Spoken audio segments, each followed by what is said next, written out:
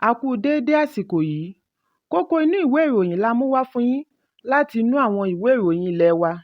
Orúkọ tèmi ni Ọmọgbémisọ́lá ọmọ Alọ́gọ̀madẹ̀. Ìjọba àpapọ̀ tún ti pe àwọn adarí àjọ òṣìṣẹ́ Nigeria Labour Congress fún ìpàdé lórí dùgbẹ̀dùgbẹ̀ ìyanṣẹ́lódì tó wà lókè kó má bàa jábọ́. Ìpàdé láàrin ìjọba àpapọ̀ àti àjọ òṣìṣẹ́ ni wọ́n fi sí òní ọjọ́ Ajé ọjọ́ kejìdínlógún oṣù kẹsàn-án. Adarí ìròyìn fún iléeṣẹ́ ìgbanisíṣẹ́ Ọlájídé Ọ̀ṣúndùn ni ó sọ eléyìí di mímọ̀ nínú àtẹ̀jáde àná ọjọ́ Àìkú. Ọ̀ṣúndùn ní Mínísítà fún Iṣẹ́ àti Ìgbanisíṣẹ́ Simon Bako Lalong ti ránṣẹ́ sí àjọ òṣìṣẹ́ fún ìpàdé lórí ìyanṣẹ́lódì aláìlópin tí wọ́n ń gbèrò rẹ̀. Wọ́n ní ó ṣe pàtàkì kí àwọn àjọ òṣìṣẹ́ jókòó pẹ̀lú ìjọba àpapọ̀ láti yanjú gbogbo ọ̀rọ̀ àsọtì láti lè dènà ìgbésẹ̀ tí ó lè mú ìfàsẹ́yìn bá ọrọ̀ ajé orílẹ̀-èdè. Gẹ́gẹ́ bí ọ̀rọ̀ mínísítà, ìjọba ààrẹ Bọ́lá Tinubu ṣetán láti máa ní ìjíròrò pẹ̀lú àwọn àjọ òṣìṣẹ́ kí wọ́n sì gbé ìgbésẹ̀ fún àjọṣepọ̀ tí ó ṣe pàtàkì láti mú wá sí ìmúṣẹ ìlérí ààrẹ lórí ìgbé ayé tuntun Renewed Hope Agenda. Ìròyìn jábọ̀ wípé ìgbésẹ̀ ìjọba yìí ń wáyé lẹ́yìn ọjọ́ díẹ̀ tí àjọ òṣìṣẹ́ parí ìyanṣẹ́lódì ọlọ́jọ́ méjì oníkìlọ̀ lórí ìṣẹ́ òun òṣì tó ń fojoojúmọ́ pọ̀ sí i lẹ́yìn àyọkúrò ìrànwọ́ epo. Ẹ̀kúnrẹ́rẹ́ ìròyìn yìí wà nínú ìwé ìròyìn Punch tó jáde lónìí. Lánàá ni ààrẹ Bọ́lá Tinubu bu ọwọ́ lu ìtọ́ka dókítà Jamila Bao Ibrahim gẹ́gẹ́ bí mínísítà fún àwọn ọ̀dọ́ àti ọ̀gbẹ́ni Ayọ̀délé Ọláwándé gẹ́gẹ́ bí mínísítà fún ìpínlẹ̀.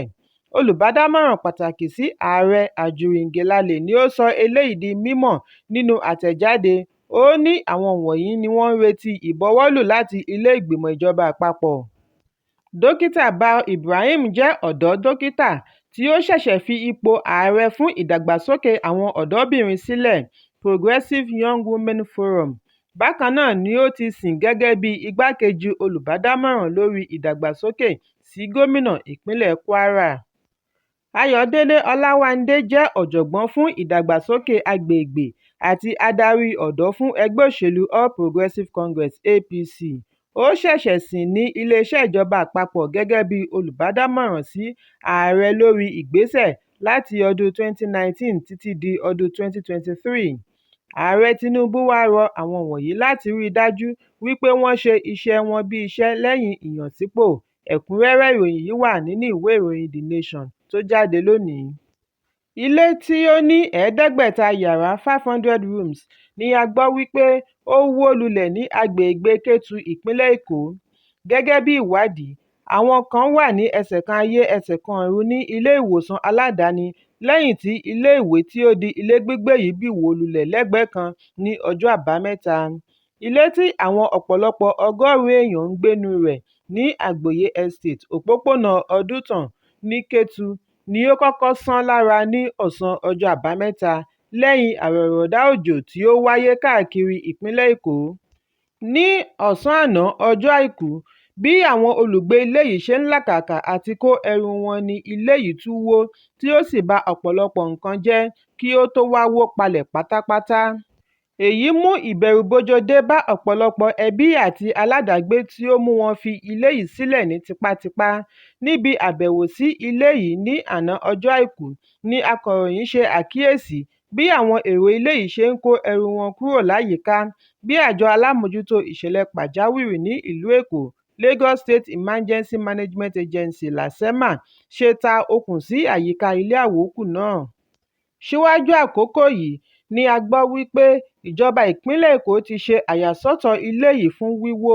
Ní oṣù Kejìlá ọdún 2014 ni iléeṣẹ́ ìròyìn Punch ṣe àtẹ̀jáde àbájáde ìwádìí tí wọ́n pe àkọlé rẹ̀ ní "Ilé oníyàrá 500 tí ayálégbé ń gbé bí ẹlẹ́wọ̀n". Ìwádìí yìí ṣe àfihàn ipò tí ilé yìí wà, bí àwọn ayálégbé ṣe ń gbé pẹ̀lú ejò àti àkekèé látàrí omi tó ń dáregún láti inú ṣáláńgá ní ẹ̀yìnkùlé ilé. Wọ́n ní yàrá 12 ni ó ń pín ilé ìgbọ̀nsẹ̀ kan. Ó kéré tán àwọn 2 á pín yàrá kan, èyí túmọ̀ sí wípé àwọn 24 ni ó ń pín ilé ìgbọ̀nsẹ̀ kan àti ilé ìwẹ̀ kan. lẹ́yìn àbájáde ìwádìí yìí ní ìjọba ìpínlẹ̀ èkó ti ilé yìí pa, ṣùgbọ́n wọ́n padà gbéṣẹ́ kúrò lórí rẹ̀ lẹ́yìn ọjọ́ mélòó kan. lẹ́yìn ìṣẹ̀lẹ̀ ìjàmbá àná ni a gbọ́ wípé bàbá onílé yìí ti lọ́ọ́ fara ṣoko, ṣùgbọ́n akitiyan láti bá adarí àjọ lasema dókítà fẹ́mi ọ̀kẹ́ ọ̀sányìntólú sọ̀rọ̀ ló já sí pàbó títí di àsìkò ìkóròyìn yìí jọ. ẹ̀kúnrẹ́rẹ́ ìròyìn yìí wà nínú ìwé ìròyìn punch tó jáde lónìí. lánàá ni a gbọ́ wípé àwọn sínétọ̀ kan kọ ẹ̀yìn sí ìgbésẹ̀ láti yọ ààrẹ ilé ìgbìmọ̀ ìjọba àpapọ̀ Godswill Akpabio lórí oríṣiríṣiì ẹ̀sùn tó ní í ṣe pẹ̀lú màgòmágó ìdánwò àkọọ́lẹ̀ orúkọ àwọn mínísítà, ṣíṣe kúbẹ́kúbẹ́ lábẹ́ ààrẹ Bọ́lá Tinubu, ṣíṣe ìyànsípò àwọn adarí fún oríṣiríṣiì ìgbìmọ̀ àti bẹ́ẹ̀ bẹ́ẹ̀ lọ. ọ̀kan nínú àwọn sínétọ̀ tiẹ̀ sọ wípé àwàdà Akpabio ti pọ̀ jù, kò ní ìtara, bẹ́ẹ̀ ni kò ṣeé gbọ́kànlé, fún ìdí èyí ó gbọ́dọ̀ lọ. bẹ́ẹ̀ la tún gbọ́ wípé wọ́n ti ń gba ìbọwọ́lù fún àyọkúrò Akpabio síwájú ọjọ́ 26 oṣù kẹsàn-án tí wọn yóò padà sẹ́nu iṣẹ́. bákan náà ni ọ̀kan nínú wọn ṣe àfisùn wípé Akpabio fi àwọn alátìlẹyìn rẹ̀ ṣe alága ìgbìmọ̀ àti igbákejì alága, yàtọ̀ sí ààrẹ ilé ìgbìmọ̀ ẹlẹ́ẹ̀kẹsàn-án Ahmad Lawan tí ó fi alátìlẹyìn rẹ̀ ṣe alága ìgbìmọ̀ nígbà tí alátakò rẹ̀ jẹ́ igbákejì alága. ṣùgbọ́n ọ̀kan nínú wọn ní gbogbo ìgbìmọ̀ tẹ́ wọn lé Akpabio lórí kò lè wá sí ìmúṣẹ. nígbà tí wọ́n kàn sí chief whip Ali Udome lórí èròǹgbà rẹ̀, ó ní Akpabio kò ṣe ẹ̀ṣẹ̀ kankan láti jẹ̀bi ẹ̀sùn yíyọ kúrò. ó ní gbogbo ohun tí wọ́n ń gbé pò yí ẹnu kò kọjá ohun tí àwọn lè ṣe àgbéyẹ̀wò rẹ̀. ẹ̀kúnrẹ́rẹ́ ìròyìn yìí wà nínú ìwé ìròyìn Vanguard tó jáde lónìí. agbẹnusọ fún gómìnà ìpínlẹ̀ Ọ̀ṣun Ọláwálé Rasheed ti ṣe ẹ̀sùn wípé wọ́n ṣe màdàrú pẹ̀lú ọkọ̀ òfurufú tí ó mórí bọ́ lọ́wọ́ ìjákulẹ̀ nígbà tí gómìnà àti àwọn amúgbálẹ́gbẹ̀ẹ́ rẹ̀ wà nínú rẹ̀. gómìnà Adémọ́lá Adélékè ni ó yẹ kí ó rin ìrìnàjò láti ìpínlẹ̀ Èkó sí ìlú Àbújá pẹ̀lú ọkọ̀ òfurufú aládàáni ẹ̀gbọ́n rẹ̀ dókítà Adélékè, ṣùgbọ́n tí awakọ̀ òfurufú yìí fagilé ìrìnàjò lẹ́yìn tí ó ṣe àkíyèsí àbàwọ́n lára ẹ́ńjìnnì ọkọ̀ lẹ́yìn ìṣẹ́jú kan tí ó taná sọ́kọ̀. ṣùgbọ́n èyí wá yàtọ̀ sí ohun tí àwọn kan ń gbé pò yí ẹnu wípé ọkọ̀ náà gbiná. Rasheed fìdí ẹ̀ múlẹ̀ wípé ariwo ńlá bẹ́ sílẹ̀ ní kété tí awakọ̀ ṣí iná sí ọkọ̀. bákan náà ni ó bu ẹnu àtẹ́ lu àwáwí àwọn alámòójútó ibi ìgbọ́kọ̀sí wípé ẹyẹ tí ó kọ́lé sí ìtòsí ẹ́ńjìnnì ọkọ̀ ni ó fa ìṣòro yìí, nígbà tí ó sọ wípé ẹ̀kọ́ ṣojú mímu wípé wọ́n ti ṣe màdàrú pẹ̀lú ẹ́ńjìnnì ọkọ̀ méjèèjì. ó ní wọ́n ń ṣe àmójútó ọkọ̀ yìí dáadáa, kò sì sí ààyè fún ẹyẹ kankan láti dé ìdí rẹ̀, pàápàá jùlọ irin kọ́ ni ẹyẹ fi ń kọ́lé. ju gbogbo rẹ̀ lọ, ìwádìí tí ń lọ lọ́wọ́ lórí ohun tí ó ṣe okùnfà ìyọnu ẹ́ńjìnnì ọkọ̀, bí wọ́n ṣe fi ìdùnnú wọn hàn sí ìfẹ́ ará ìlú fún gómìnà àti ikọ̀ rẹ̀. ẹ̀kúnrẹ́rẹ́ ìròyìn yìí wà nínú ìwé ìròyìn Vanguard tó jáde lónìí. olùdíje du ipò ààrẹ lábẹ́ òṣèlú Labour Party Peter Obi ti ké sí gómìnà ìpínlẹ̀ Abia Alex Otti láti rí i dájú wípé àwọn tí wọ́n pa olóyè ẹgbẹ́ Zakari Maduka kò lọ láì jìyà ẹ̀ṣẹ̀. bákan náà ni ó rọ gómìnà láti palẹ̀mọ́ gbogbo ìwà ọ̀daràn kí ó sì rí i dájú wípé irúfẹ́ ìwà báyìí kò ṣẹlẹ̀ mọ́. Obi sọ eléyìí lórí ẹ̀rọ abánidọ́rẹ̀ẹ́ X tí a mọ̀ sí Twitter tẹ́lẹ̀. àtẹ̀jáde láti ọ̀dọ̀ agbẹnusọ ọlọ́pàá ìpínlẹ̀ Maureen Chinaka ni ó fìdí ẹ̀ múlẹ̀ wípé Maduka, ẹni ọ̀ọ́dúnrún 70 years, ni àwọn tí ẹnikẹ́ni kò tíì ṣe ìdánimọ̀ wọn pa nípa ìfọnáfọnṣu tí wọ́n sì gé orí rẹ̀ lọ. nígbà tí ó ń fèsì, Obi ní òun rin ìrìnàjò lọ ilẹ̀ Bangladesh. ìpadàdé ni òun gbọ́ ikú ọ̀kan lára àwọn olóyè ẹgbẹ́ ní ìpínlẹ̀ Abia, Zakari Maduka, bí ó ti bá ẹbí rẹ̀, ìjọba ìpínlẹ̀, àwọn ará ìpínlẹ̀ àti ẹbí ẹgbẹ́ òṣèlú Labour Party kẹ́dùn. ó wáá gbà á ládùúrà kí Ọlọ́run ṣe ikú ní ìsinmi fún un. ẹ̀kúnrẹ́rẹ́ ìròyìn yìí wà nínú ìwé ìròyìn Leadership tó jáde lónìí. Jimmy Odùkọ̀yà àkọ́bí ọmọkùnrin olóògbé pásítọ̀ Táíwò Odùkọ̀yà ni wọ́n ti kéde gẹ́gẹ́ bí alákòóso tuntun fún ìjọ The Fountain of Life Church tí ó wà ní Ìlúpéjú, ìpínlẹ̀ Èkó. Bákan náà ni Jimmy di alága ìgbìmọ̀ olùṣàkóso ilé ìjọsìn gẹ́gẹ́ bí wọ́n ti ṣe ìkéde rẹ̀ lánàá ọjọ́ Àìkú.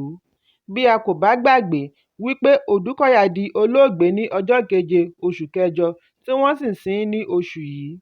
Jimmy tí yóò gba ipò gẹ́gẹ́ bí pásítọ̀ àgbà bẹ̀rẹ̀ láti 30 oṣù kẹsàn-án jẹ́ òṣèré ilẹ̀ Nàìjíríà. Àbúrò rẹ̀ lóbìnrin Tolú Odùkọ̀yà Ìjògùn yóò di pásítọ̀ alábàáṣiṣẹ́pọ̀ associate pastor ilé ìjọsìn. Ẹ̀kúnrẹ́rẹ́ ìròyìn yìí wà nínú ìwé ìròyìn Vanguard tó jáde lónìí. Ìlúmọ̀ọ́ká olórin Belash Mọ̀dá ti jẹ́jẹ̀ẹ́ láti gba ìdájọ́ fún olóògbé ọ̀rẹ́ rẹ̀ Mohbad. Belash Mọ̀dá ni ó fọhùn lẹ́yìn ọjọ́ díẹ̀ tí Mohbad di olóògbé. Lórí ẹ̀rọ abánidọ́rẹ̀ẹ́ X ni Mọ̀dá olórin yìí ti sọ wípé ẹ̀mí Mohbad kò jẹ́ kí òun sinmi láti ìgbà tí ó ti dolóògbé, bí ó ti ké sí iléeṣẹ́ ọlọ́pàá kí wọ́n fi ọwọ́ ṣìkún òfin mú olùdásílẹ̀ iléeṣẹ́ orin Naira Marley Records àti alábàáṣiṣẹ́ rẹ̀ Sam Larry. Mọ̀dá kọ wípé láti bí ọjọ́ mẹ́ta ni òun kò ti lè tẹ ohunkóhun lórí ẹ̀rọ alágbèéká. Ó ní ẹ̀mí Mohbad kò jẹ́ kí òun sinmi nítorí òun nìkan ni òun lè fún ẹ̀mí rẹ̀ ní ìsinmi nípa ṣíṣe àfihàn àwọn tí ó jẹ́ kí ó gbé ìgbé ayé ewu tí wọn kò fún ní ẹ̀tọ́ rẹ̀. Ó wá pinnu wípé òun ti bẹ̀rẹ̀ báyìí, òun kò ní gbà. Sam Larry àti gbogbo iléeṣẹ́ Marley Records ni wọ́n gbọ́dọ̀ fi ọwọ́ ṣìkún òfin mú. Ó ní kí gbogbo àwọn jọ wà ní àtìmọ́lé. Mọ̀dá ní bí àyà ọlọ́pàá kò bá wá kí tó, àwọn á lo ọwọ́ ìgboro bóyá ó tọ̀nà tàbí kò tọ̀nà. Ṣùgbọ́n ju gbogbo rẹ̀ lọ, ìjà ti bẹ̀rẹ̀. Ó fi kún un wípé bí àwọn afẹ̀sùnkàn wọ̀nyí bá fẹ́, wọ́n lè fi orílẹ̀-èdè sílẹ̀, ṣùgbọ́n kí wọ́n ní lọ́kàn wípé àwọn kò lè padà wá mọ́. Ẹ̀kúnrẹ́rẹ́ ìròyìn yìí wà nínú ìwé ìròyìn The Nation tó jáde lónìí. Kókó inú ìwé ìròyìn àsìkò yìí kò ní jù báyìí lọ. Ẹ pàdé mi ní ìrọ̀lẹ́ fún àkọ́tun. Kí a tó lọ, ẹ má ṣaláì fi àríwísí yín ránṣẹ́, ìyẹn comment, kí ẹ sì bá wa subscribe sójú náà wa lórí YouTube kí Kókó inú ìwé ìròyìn lè máa tẹ̀ yín lọ́wọ́ ní kíákíá.